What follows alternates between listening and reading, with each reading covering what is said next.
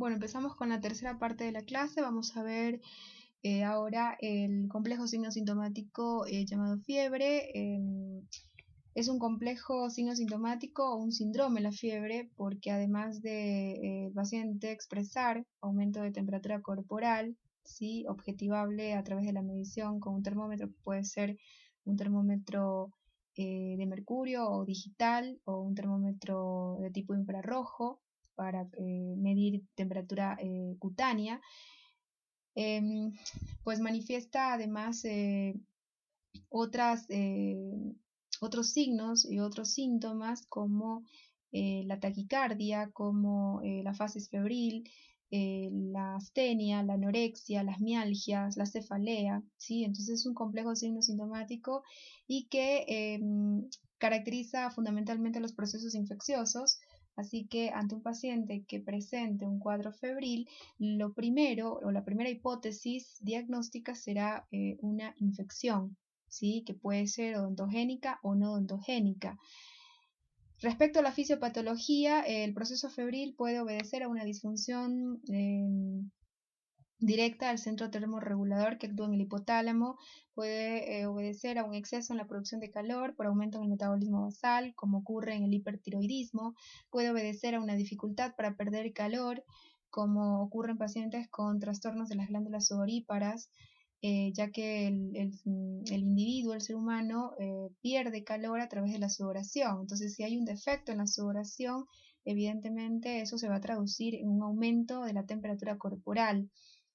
Y otro mecanismo patogénico es el ingreso de sustancias pirógenas a la circulación, es decir, el ingreso de bacterias, sus productos, la hidratación parenteral, las inyecciones intravenosas, median aumento de la temperatura corporal. Pero la causa más frecuente, el mecanismo patogénico más común de cuadro febril es este, ¿no? El ingreso en la sangre de sustancias pirógenas de origen infeccioso, ¿sí?, de origen bacteriano fundamentalmente. Entonces, recordar que la fiebre es un síndrome, ¿sí?, donde no solo vamos a registrar aumento de temperatura corporal de varia intensidad, de diversos niveles, y según eso podemos reconocer febrícula, fiebre e hiperexia. Y aquí tenemos todos los signos y síntomas que asocia la fiebre, como la taquicardia, que es un signo, la piel caliente y seca, que es otro signo, síntomas como la anorexia, la cefalea, las mialgias, el malestar general, y otro signo que reconocemos en el paciente febril es la facies febril. En el paciente con hiperpirexia, es decir, con una temperatura corporal que supera los 39 grados centígrados, sobre todo en las edades extremas de la vida, niños y ancianos, puede llevar a alteraciones del estado de conciencia como el coma en la forma más severa, puede generar delirio, ¿sí?, perturbación, desorientación, puede también pues complicar con cuadros convulsivos. Bueno, la curva febril describe los periodos o estados de la fiebre. Se reconocen tres estadios febriles: el de estadio inicial o ascendente, el periodo de estado fastidio y el periodo de declinación o terminación. El inicial ascendente puede ser de aparición brusca, es decir, cuando dura de 24 a 36 horas, como en las neumonías, o puede ser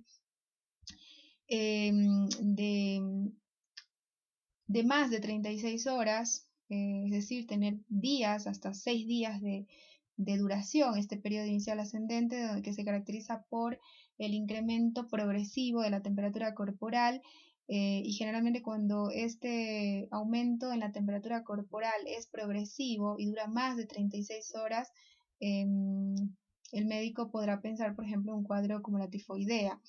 Pues la fiebre tifoidea, en la fiebre tifoidea, esta etapa, este periodo inicial ascendente, dura aproximadamente 6 días para alcanzar el periodo de estado fastidio, que se caracteriza porque la temperatura, una vez que alcanza su máximo, pues se mantiene en ese nivel, y ese periodo de estado fastidio puede ser transitorio, es decir, puede durar horas o puede durar días o semanas, ¿sí?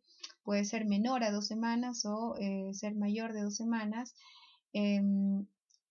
Determinar la duración de estos periodos febriles o estadios febriles de la curva febril es importante porque tiene orientación diagnóstica. Y la tercera fase de la curva febril es la fase de declinación o terminación, donde se registra, pues como vemos en esta curva tipoéctica, un descenso en la temperatura corporal. Ese descenso también puede ser brusco o puede ser progresivo, insidioso, ¿sí? Bueno, aquí podemos reconocer en este niño la típica fase febril acompañada de enrojecimiento facial. Este enrojecimiento está determinado por la vasodilatación de la red capilar, producto de el calor que genera el aumento de la temperatura. Tenemos también el enrojecimiento de la esclerótica por lo mismo, ¿sí? Por la vasodilatación a causa del incremento de la temperatura. La fase febril reconoce además la midriasis, la dilatación de las pupilas, la mirada brillante, llorosa y pues este rostro inexpresivo en general. Bueno, de acuerdo con la modalidad de la curva febril se pueden distinguir las siguientes variedades de fiebre: fiebre continua, remitente, intermitente o recurrente. Fiebre continua cuando la temperatura está siempre alta y de hecho no hay pues mayores diferencias entre la temperatura matutina con la vespertina. La diferencia entre las dos a lo mucho llega a 1 grado centígrado o no supera el grado centígrado. La fiebre remitente, pues esta, a diferencia de la anterior, cursa con oscilaciones descendentes bastante cortas que pues ranquean entre 1 y 1,5 grados, es decir, el paciente, una vez que alcanza el periodo de estado fastidio, es decir, la temperatura llega a su pico, ¿no? Y luego experimenta una pequeña oscilación, un pequeño descenso, ¿sí? En el pico febril, y ese descenso oscila entre 1 y 1,5 grados centígrados. Si es así, es una fiebre remitente. La fiebre también puede ser intermitente. En este caso es intermitente porque alternan accesos febriles con otros de apirexia, es decir, con momentos de fiebre, momentos sin fiebre, pero los momentos de fiebre, los accesos febriles, son ondulantes como el que se registra en esta curva tipoéctica, ¿no? Entonces aquí tenemos un acceso febril, otro, acá otro y acá otro. Y cada acceso febril tiene pues periodos de estado fastidio distintos, ¿sí? Aquí es más corto, aquí es un poco más prolongado, y no son homogéneos estos máximos de temperatura, ¿no? En un momento del tiempo es de un nivel, en otro momento es más alto, en otro momento es más bajo. Entonces, cuando la curva febril marca este aspecto tipo electrocardiograma, estamos hablando de una fiebre de tipo intermitente. La fiebre recurrente es similar a la anterior, pero la diferencia está en que los accesos febriles cursan sin ondas, no son ondulantes como el caso anterior, ¿no? Bueno, para poder establecer hipótesis diagnósticas que puedan explicar el cuadro febril del paciente, es importante valorar el tiempo de evolución del proceso febril, es decir, tratar de obtener esta información a través de la anamnesis, del interrogatorio. Cuánto tiempo lleva el paciente con fiebre es importante conocerlo a través del interrogatorio. Si el paciente presenta fiebre menos de 2 semanas, pues las hipótesis diagnósticas son diferentes a si la fiebre es persistente y dura más de 2 semanas. Cuando la fiebre dura menos de 2 semanas, tenemos que pensar en procesos agudos, por ejemplo, infecciones bacterianas, infecciones virales como las estomatitis herpéticas, los abscesos odontogénicos, la celulitis facial de origen infeccioso. También la fiebre menor a 2 semanas puede ser el resultado de estados de deshidratación, insolación, tromboflebitis o infarto agudo de miocardio, porque son cuadros agudos, ¿no? Cuando la fiebre dura más de 2 semanas, el médico deberá pensar en infecciones crónicas como tuberculosis neoplasias malignas, como por ejemplo leucemias, enfermedades del colágeno o colagenopatías como el lupus eritematoso sistémico o el síndrome de Sjögren, la artritis reumatoidea, ¿sí? Bueno, las enfermedades del colágeno manifiestan, porque son procesos inflamatorios crónicos, autoinmunes, manifiestan fiebre persistente de más de 2 semanas, las enfermedades granulomatosas, como la enfermedad granulomatosa crónica, y otras condiciones como las tiroiditis o las hepatitis alcohólica, fundamentalmente porque es un proceso crónico, ¿no? Una hepatitis viral aguda te va a dar un cuadro febril menor a 2 semanas. Bueno, la disnea, hablando ya de sintomatología respiratoria, es definida como la sensación consciente y desagradable del esfuerzo respiratorio. Es referida o la puede referir el paciente, la puede describir como falta de aire, como sensación de ahogo, de fatiga o de asfixia. Y la disnea puede ser de esfuerzo o espontánea. ¿Sí? La disnea de esfuerzo es la que se presenta cuando el paciente sube las escaleras o hace algún tipo de actividad física o levanta algo, y es espontánea cuando se da en reposo, pero esta última mejora o se atenúa con la incorporación. Por lo tanto, el paciente que padece disnea espontánea, por ejemplo, no puede adoptar la posición de cúbito. Ni de cúbito dorsal, ni de cúbito lateral, mucho menos de cúbito ventral, ¿no? Esos pacientes con disnea espontánea, la disnea, más bien la dificultad para respirar, mejora o se atenúa con la incorporación, es decir, con el hecho de sentarse o de pararse, ¿sí? Mejora, se atenúa con la incorporación, ¿sí? Ese tipo de disnea la vamos a ver en pacientes con grandes derrames pericárdicos, con insuficiencia cardíaca congestiva.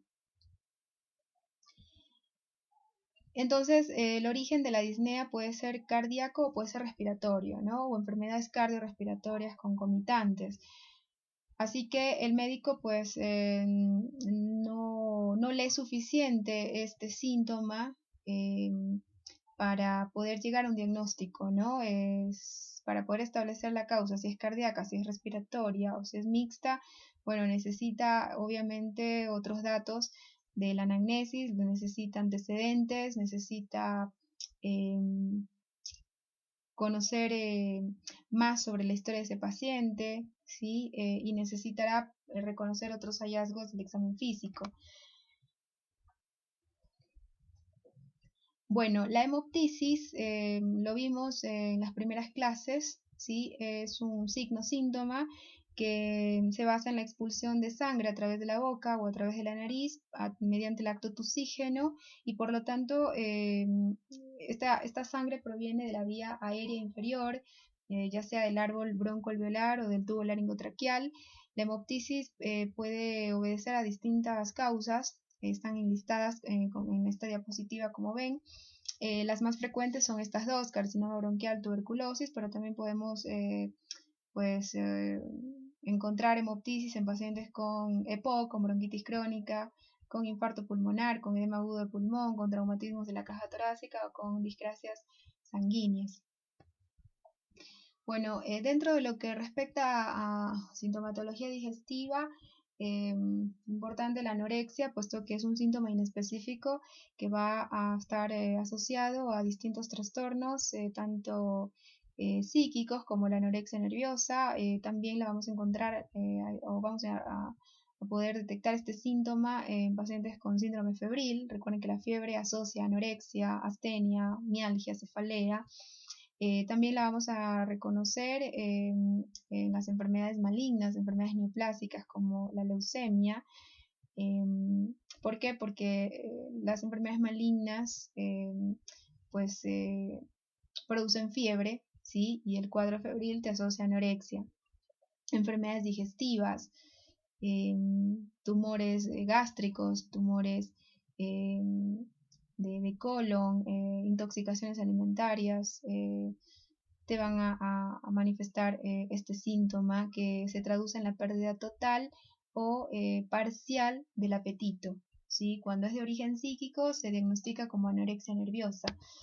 La polifagia es el exceso de apetito que supera las necesidades energéticas del organismo y este síntoma puede ser psíquico, en ese caso recibe el nombre de bulimia, se diagnostica como bulimia cuando es de origen psíquico, pero puede también obedecer a trastornos básicamente endocrino-metabólicos como diabetes mellitus, hipertiroidismo, ¿sí? Entonces un paciente con polifagia que presente, por ejemplo, polifagia, polidipsia, poliuria, pues ese cuadro sintomático me debe llevar a una hipótesis diagnóstica de diabetes mellitus, ¿sí? Sobre todo diabetes mellitus tipo 1. Pero, por ejemplo, si el paciente tiene este síntoma, pero no tiene polidipsia, no tiene poliuria, pero tiene exceso de producción de calor, es decir, hay momentos que cursa con fiebre, ha perdido peso en los últimos meses, es un paciente que presenta pues una fases característica con exoftalmos, entonces debo pensar en ese caso, por ejemplo, un hipertiroidismo, ¿sí? Entonces la polifagia es un síntoma que lo puedo encontrar en varios trastornos, como los mencionados, diabetes, hipertiroidismo, por lo tanto no es signo patognomónico de nada, ¿no? No es específico de nada. Necesito otros datos de la historia y del examen físico para poder establecer la causa de esa polifagia. Cuando se descartan las causas orgánicas, entonces el médico deberá llevar a la posibilidad de un origen psíquico como explicación de este síntoma. Bueno, la disfagia es definida como la dificultad para deglutir, ¿sí? Es la sensación o dificultad en la deglución, puede obedecer a alteraciones funcionales o estructurales, es decir, orgánicas, y según el nivel donde se produzca, esta puede ser orofaringia o esofágica. La disfagia orofaringia es aquella en la cual la causa que la origina, que genera esta dificultad para deglutir, opera o a nivel de la boca, o a nivel de la faringe, o a nivel del esfínter esofágico superior. Y la disfagia orofaringia puede ser funcional o neuromuscular, o puede ser estructural u orgánica. La funcional o neuromuscular es la que se ve, por ejemplo, secundaria a accidentes cerebrovasculares, como es decir, un ACV, secundaria a enfermedad de Parkinson, o secundaria a otros trastornos neurológicos como la corea de Huntington, o secundaria a una esclerosis múltiple, o secundaria a una miastenia gravis, ¿sí? Es decir, hay un daño neurológico que lleva a una parálisis de estos músculos que controlan los movimientos de faringe, de los músculos de faringios y el esfínter esofágico, en este caso superior, ¿no?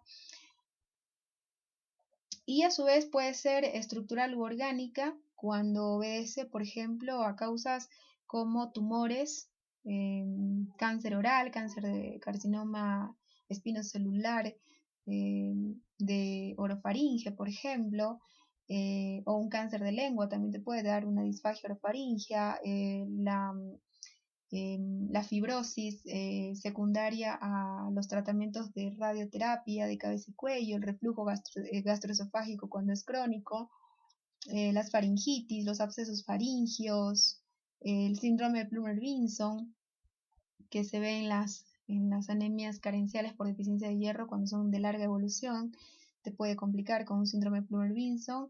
Eso, si alcanzamos, lo vamos a ver en el tema o el capítulo de enfermedades del sistema inmunohematopoyético. El bocio también puede asociar una disfagia orofaringea a las adenopatías cervicales, ¿sí? La disfagia, recordar que puede ser primaria o secundaria. La primaria es la idiopática, donde no se reconoce causa alguna, y la secundaria es la que puede ser o funcional por trastornos neurológicos, neuromusculares, o estructural orgánico cuando se debe a tumores, cuando se debe a lesión tisular, inflamación crónica por regurgitación, por ejemplo, o se debe a una fibrosis cicatrizal como la que ocurre en los pacientes con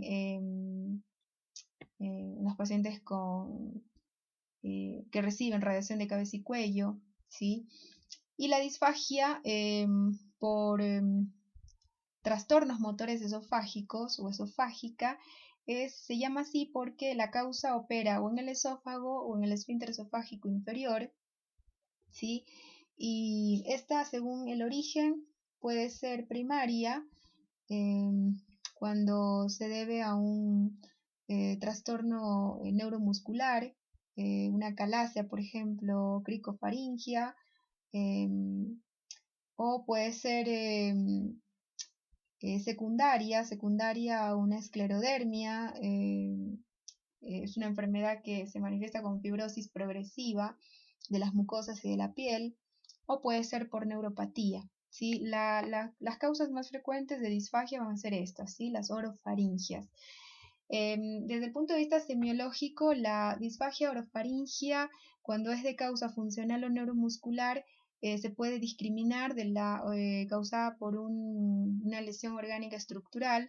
¿Por qué? Porque la disfagia orofaringia, cuando es secundaria a un trastorno neuromuscular, es de inicio súbito, es brusca en su aparición, se inicia con los líquidos directamente y no es progresiva, es decir, se mantiene constante de la misma manera, no se va intensificando con el tiempo, mientras que la disfagia orofaringia, causada por una lesión orgánica estructural, es de inicio insidioso, de comienzo lento, es progresiva, ¿sí?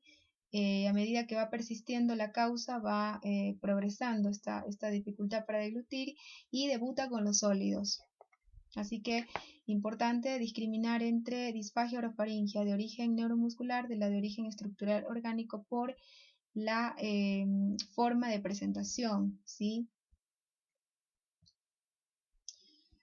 Bueno, y terminamos con los vómitos. El vómito es la eliminación del contenido gástrico por la boca, es un acto reflejo y al ser un acto reflejo, para su desencadenamiento se requiere la instauración de un arco reflejo. Y ese arco reflejo pues va a llevar a todo este proceso efector, ¿no? Que implica apertura bucal e inspiración forzada con cierre de glotis, más la contracción súbita del diafragma y de los músculos abdominales y torácicos, la contracción del píloro, para terminar con la relajación gástrica esofágica y eliminación del contenido gástrico. Ahora, los vómitos o el vómito se clasifica en función del momento y forma de presentación y en función de la composición, ¿sí? De su contenido y en función de la etiopatogenia.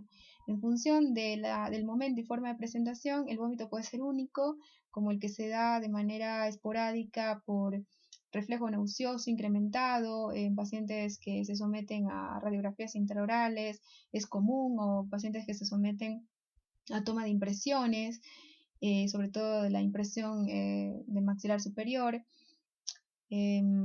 o que lo desencadenan por reflejo nauseoso al espejo bucal, ¿sí? Puede ser frecuente como el que se da en el embarazo, en condiciones fisiológicas como el embarazo, o en patológicas como, por ejemplo, tumores gástricos, o el vómito frecuente también lo vas a ver en los pacientes con gastritis, con úlcera gástrica. El vómito que se presenta en ayunas es típico de las embarazadas o también de pacientes con hepatitis y gastritis.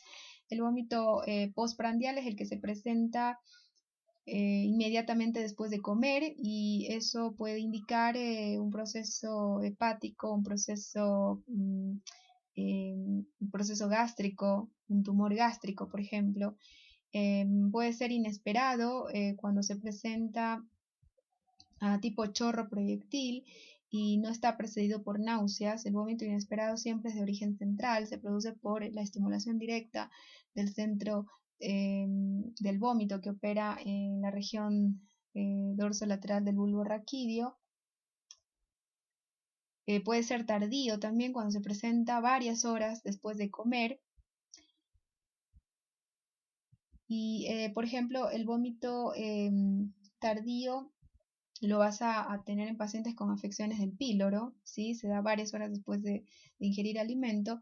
Y el postural es el que se produce por cambio en la posición, en la postura, por ejemplo, de estar acostado a pararse, ¿no? Entonces, si el paciente estuvo acostado y luego se incorpora, se pone de pie, y eso le lleva a sufrir un vómito debe ser interpretado como un vómito de origen probablemente laberíntico, asociado a síndrome laberíntico. Según la composición, el vómito puede ser ácido, bilioso, porráceo, fecaloide, hematemesis. Es ácido cuando tiene contenido gástrico, cuando tiene ácidos gástricos, ¿sí? Es bilioso cuando se presenta con reflujo biliar y por lo tanto contiene bilis. Va a ser de color verdoso si es bilioso. Porráceo cuando presenta bilis estancada, entonces adopta una tonalidad verde oscura. Fecaloide cuando contiene materia fecal y por lo tanto va a ser de color café oscuro o verde negruzco con olor fecaloide. Y ese tipo de vómito lo presentan pacientes con severas obstrucciones intestinales.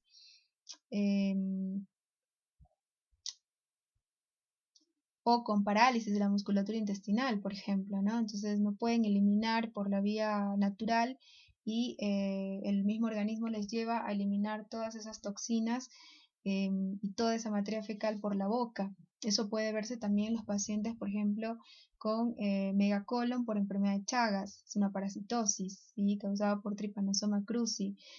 Y la hematemesis, que es el vómito con sangre, y si la sangre estuvo estancada en el estómago, va a dar un color negruzco al contenido expulsado y seguramente va a asociar también fetidez.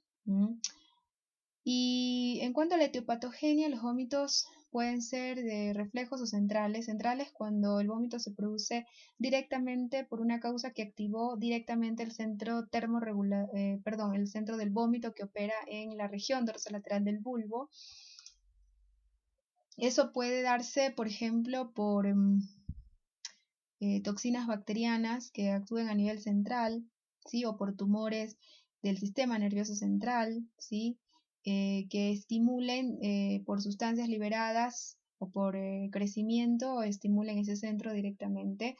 Recuerden que el vómito cuando es de origen central es inesperado, se presenta tipo chorro proyectil y no está precedido por náuseas.